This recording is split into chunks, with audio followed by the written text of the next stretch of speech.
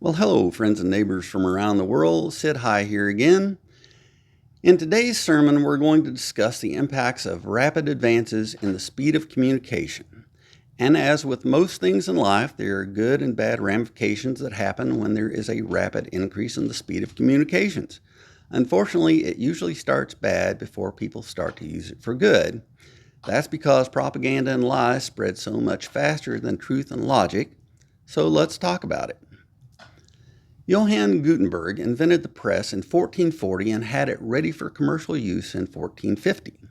The world went from hand copying every document and book for distribution to one person being able to produce multiple copies in a day. Instead of just the elites having the best access to books and written information, the general public now began having more access to that information. With more people having access to written communication, knowledge flourished, and this led to the Renaissance and the Age of Enlightenment. But what happened before that? While today I can say from watching some of the Catholic Church's video sermons of Pope Leo XIV, the Church seems to be embracing the commonalities associated with their religion again. But there were hundreds of years that the Church was an authoritarian reign hiding behind religion, which per Plato is one of the most extremely powerful forms of rule. And it was called the Dark Ages, and it was awful.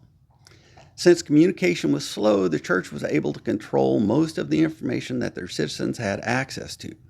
Since the populace didn't have access to Bibles, they had to rely on interpretations of the Church and its leaders. Cult Tactic 101: control the information their members have access to. But still, there were those who were of other faiths and longed for freedoms from the authoritarian rule, which who wants to live under authoritarian rule? No one. So, the Church instituted the Inquisition to torture and or murder anyone that opposed or even questioned the Church. The Church also tracked down and killed anyone that gave access to the Bible or translated the Bible into other languages so that people could read it and form their own opinions. The Church absolutely feared people having access to Bibles because they knew that new religions based on these new opinions of the Gospels would undermine their authority and power. And they were right.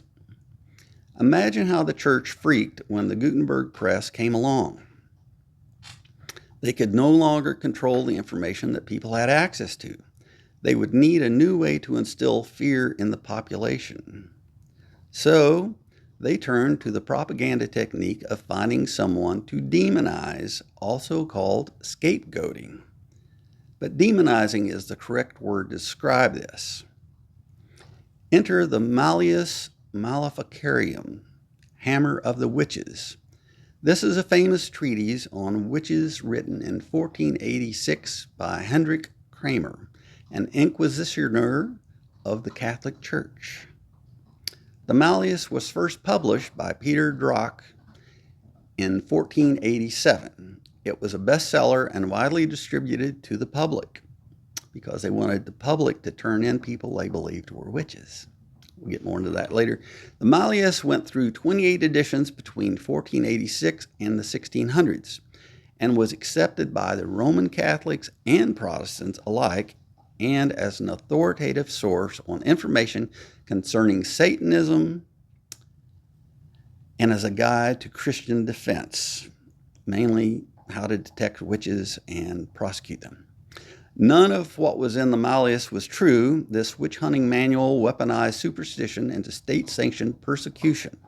They legitimized violence by cloaking it in religious and legal authority. They targeted women, especially those who were poor, widowed, or outspoken. It laid out methods for interrogation, torture, and execution, blending theology with pseudoscience. They legitimized violence by cloaking it in religious and legal authority.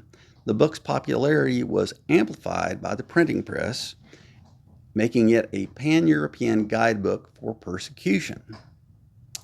The text used religious authority, legal language, and pseudoscience to make persecution feel righteous and necessary. Many people fled to the New World to escape the religious persecution, but the doctrine of witch hunting followed them.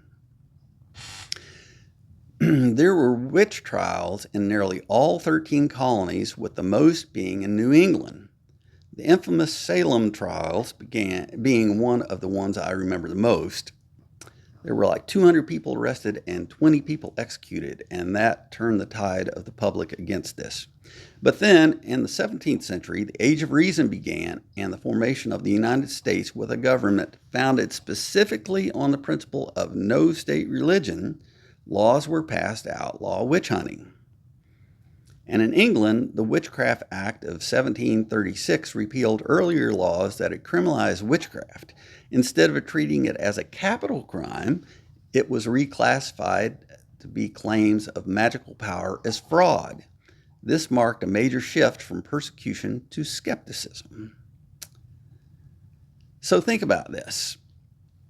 To offset the fact that the Bible and other information was now going to be available to the public, and knowing that new ideas and religions would come from this and there was no way to stop it, this authoritarian version of the Catholic Church needed a new fear to keep the public in line, so they invented witchcraft.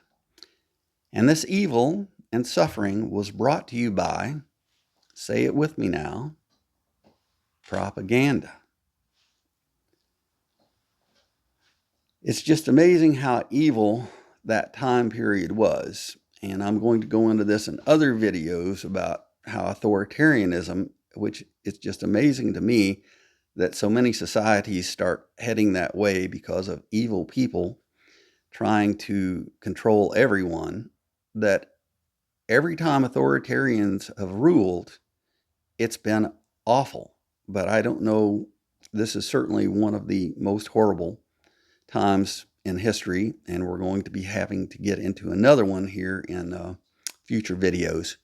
But I wanted to cover the Gutenberg press and the dynamics of it, because most people only think of the positive things about the Gutenberg press and don't know about the hammer of the witches and how it amplified the persecution of women. Anyone that knew how to heal people, herbal remedies, things like this, it was all demonized. I won't go into all that. I'm sure there's copies of the book that people can get. So anyway, that's it for this video.